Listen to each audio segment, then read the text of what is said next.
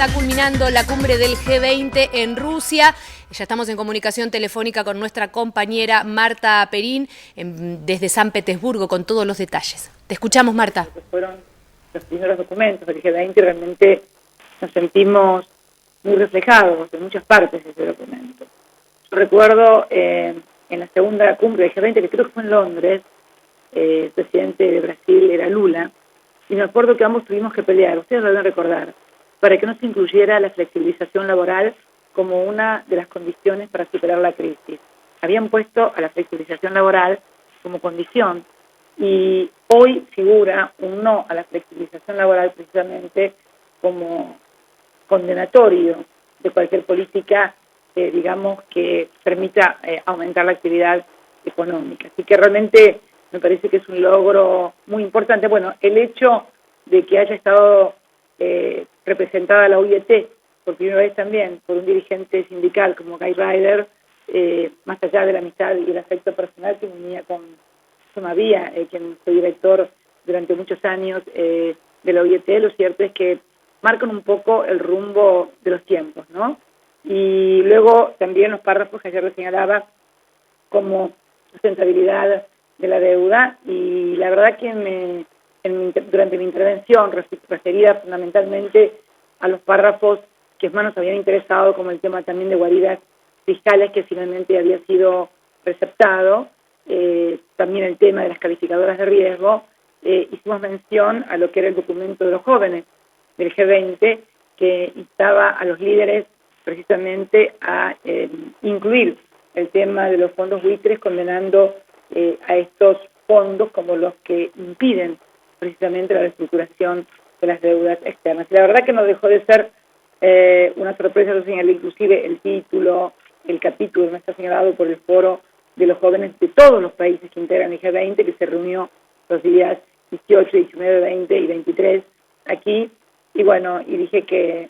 si bien no estaba muy conforme con que me hubiera sido incluido ahora, me daba mucha esperanza que en el futuro los jóvenes, que seguramente iban a ocupar el lugar que hoy estábamos ocupando nosotros, sí pensaban de la manera que nosotros creemos que debe pensarse, porque además es la realidad, ¿no? Pudimos desarrollar muy claramente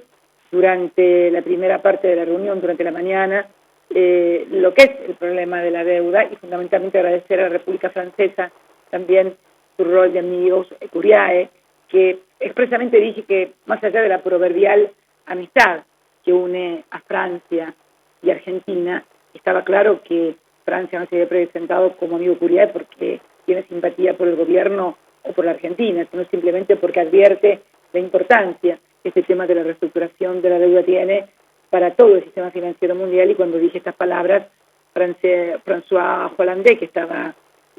sentado prácticamente al lado mío entre el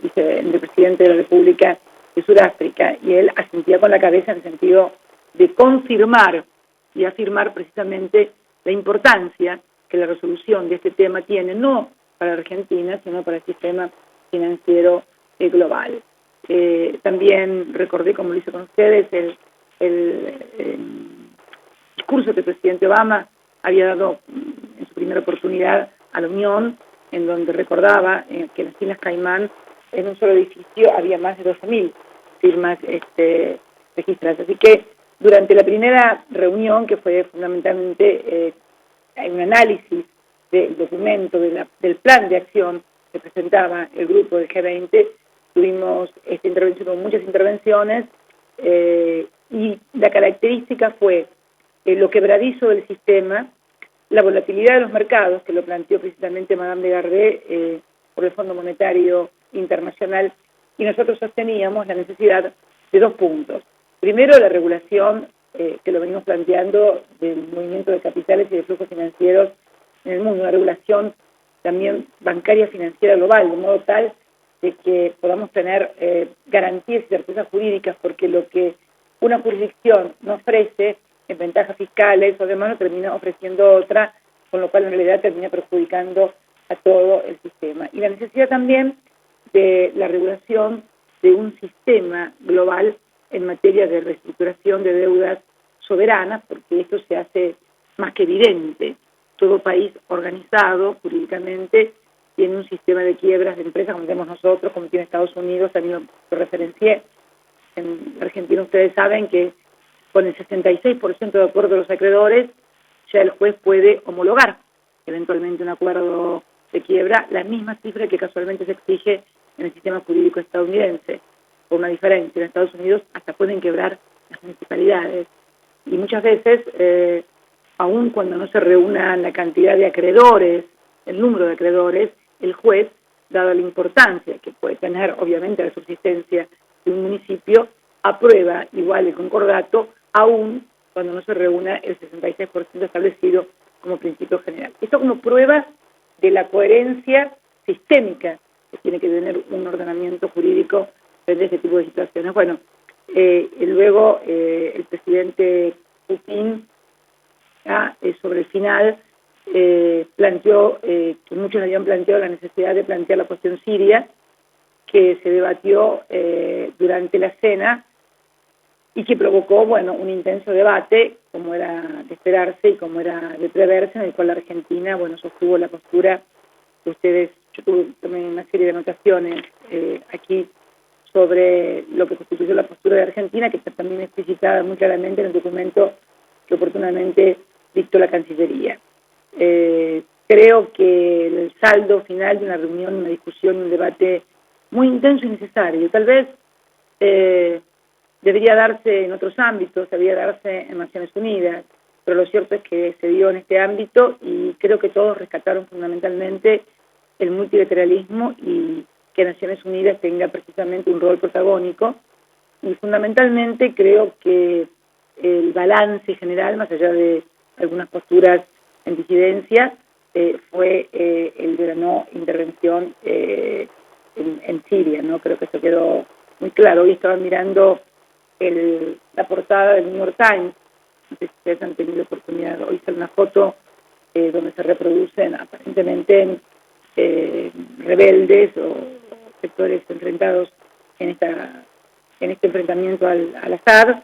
donde aparentemente están fusilando gente en el suelo. No pude ver una fotografía, pero bueno, es una foto que ha impresionado mucho a toda la sociedad estadounidense, ¿no? Y también leía comentarios en la prensa de un senador republicano, creo, que afirmaba que la gente lo llamaba, o sea, sus conciudadanos, sus compatriotas, obviamente, ¿no?, para decirle que no a la intervención, porque evidentemente no tiene sentido ni coherencia pretender evitar muertes con las muertes, tal cual lo dijimos nosotros, y que realmente lo que debe haber es una intervención humanitaria por parte de Naciones Unidas. Hoy también estuvimos por la mañana reunidos con el secretario general de Naciones Unidas, con Ban Ki-moon. Tuvimos una reunión bilateral en el cual el secretario nos agradeció el papel y el rol que habíamos tenido anoche, fundamentalmente las palabras de apoyo a Naciones Unidas, y una vez más ofrecimos la presencia, que también luego le dijimos al presidente Putin en la bilateral que mantuvimos con Putin, que puedan hacerse presente, por ejemplo, en Siria, los 15 miembros del Consejo de Seguridad, a través de sus ministros de Relaciones Exteriores, encabezados por el secretario general de Naciones Unidas, para intentar gestión humanitaria de un cese, un alto en el fuego, bueno, para aplicar Ginebra II, ¿no?, por ejemplo. Algo que fue agradecido por el secretario y que creo que debemos intentar una vez más. Lo que me pareció como síntesis de una reunión que duró hasta la 1 de la mañana, como ustedes deben saber, fue que en realidad la opinión mayoritaria era de la no intervención. Hubo realmente intervenciones a mi criterio muy importantes, como la del presidente de Sudáfrica, que me impresionó porque es muy buena, y además sostuvo que cuando se accionan determinados disparadores o mecanismos es muy difícil prever luego cuáles son las consecuencias. Y señaló, por ejemplo, lo que estaba pasando en el norte de África, en el Magreb, luego del desplazamiento de lo que pasó en Libia, la intervención directa en Libia, que era un gobierno muy endeble y que tornaba muy vulnerable a toda la región. Bueno, viniendo de boca de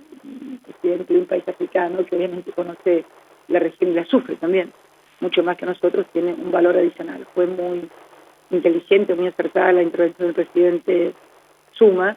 que además planteó esto que venimos planteando desde hace tiempo nosotros, ¿no? El tema de los países más pequeños, más débiles, menos fuertes, y de los más fuertes. Así que bueno, fue realmente una noche muy intensa y creo que muy positiva, porque todo lo que tenga que ver con el tema de dar un paso o acercar instrumentos o ideas o posiciones que ayuden a la paz y no a la guerra, creo que deben ser valoradas y deben ser tenidas en cuenta. Así que bueno, creo que ha sido muy importante el documento en sí del G20 para el cual nos reunimos, y esto que bueno, que fue sin lugar a dudas el tema del G20 y que fue el tema de la intervención a Siria.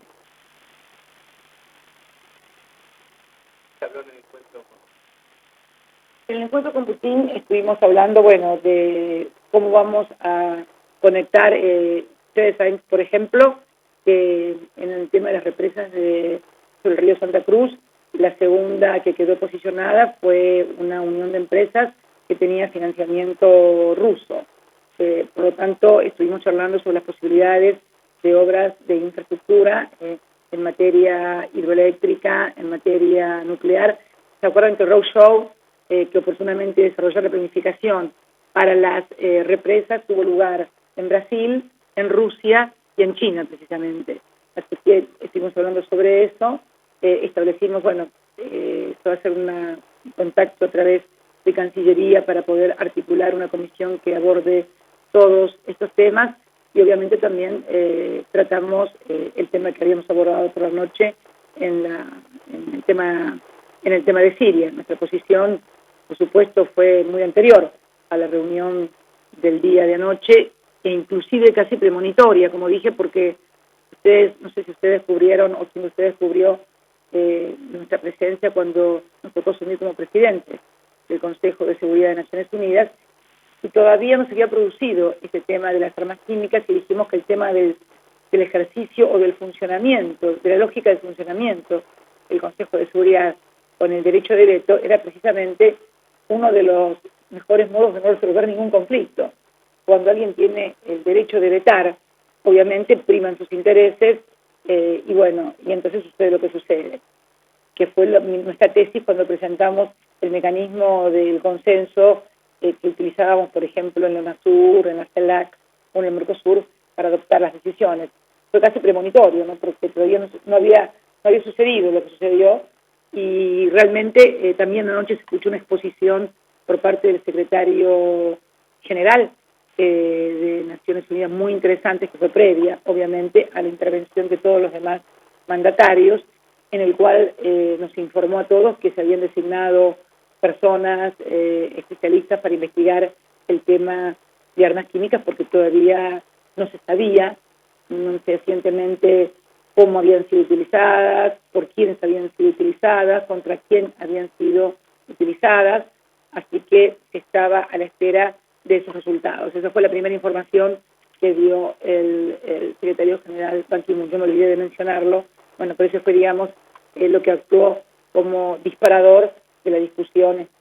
posterior entre todos los mandatarios y jefes de Estado presentes en la reunión. Así que, bueno... sí, ¿qué repercusión tuvo el pedido del Papa en el seno del G20? Fue importante, lo mencionó el presidente Putin, que había recibido una carta, la tenía allí de costado. Yo dije, the letter is the pop, en mi inglés absolutamente tarzanesco, ¿no es cierto? Pero me entendió perfectamente, me dijo, yes, it's the pop. Creo que tuvo mucha importancia. Bueno, de hecho fue mencionado explícitamente por el primer ministro italiano, que se manifestó en contra de la intervención si no había un consenso de Naciones Unidas, porque además él hizo referencia expresa también que para ellos era imposible. Luego una cosa así dijo, ¿no? Porque la traducción por allí no era del todo buena, y entonces dijo que evidentemente la postura del Papa también, más el mandato que ellos tenían de Naciones Unidas, creaba una imposibilidad de que su país apoyara, ¿no? Obviamente una intervención de este tipo. Creo que tuvo mucho peso, de hecho, ¿cómo no lo va a tener? ¿No? Y yo también mencioné la postura del Papa llamando a la paz un valor absolutamente compartido históricamente por la Argentina y fundamentalmente por la historia diplomática argentina. La historia diplomática argentina, tanto bajo administraciones de signo radical, como fue la de Hipólito Yrigoyen o la de Perón, fue siempre la de no intervención en asuntos internos de otro país. O sea, no es una cuestión que se nos ocurrió un día que nos levantamos en el gobierno y dijimos vamos a adoptar esta posición. Tiene toda una tradición en la República Argentina. Primero porque creemos que las intervenciones extranjeras en los países, en lugar de solucionar los conflictos, tienden a agravarlos y a profundizarlos. Por lo menos el resultado de los últimos acontecimientos. Yo también mencioné anoche cómo se había interpretado la famosa primavera árabe, ¿no? Y se menciona esto, entonces dije que tengamos mucho cuidado al momento de analizar realidades, culturas e identidades que muchas veces no son desconocidas para nosotros desde nuestra forma de vivir y de pensar en Occidente. O sea, entonces muchas veces aplicamos parámetros, lógicas y valores que no son los parámetros, las lógicas y los valores de otras sociedades, y tratar de imponer esas lógicas, esos valores, porque son los nuestros, me parece que no es democrático y además me parece directamente como negador de la diversidad y de la pluralidad que debe ser respetada. Independientemente también que planteé como primer punto de mi intervención que nosotros condenábamos el uso de armas químicas, las usara quien las usara, que somos líderes en materia de no proliferación nuclear, o sea, no andamos desplazándonos por el mundo con submarinos ni naves nucleares, formamos parte de la Corte Penal de Roma, que juzga los crímenes de guerra, formamos parte de la Comisión Interamericana de Derechos Humanos, que juzga también todas las violaciones a los derechos humanos, y por lo tanto no tenemos un doble estándar. Eso también es la primera parte de mi intervención. No tenemos un doble estándar. No es que según quien use las armas químicas o según quien... No, estamos en contra de la no proliferación, de la proliferación nuclear y creemos en el uso pacífico de la energía nuclear, y en esto somos líderes. Somos también líderes en materia de respeto a los derechos humanos, por lo tanto estaba fuera de toda discusión nuestra concepción acerca de la necesidad urgente de una gestión humanitaria en Siria.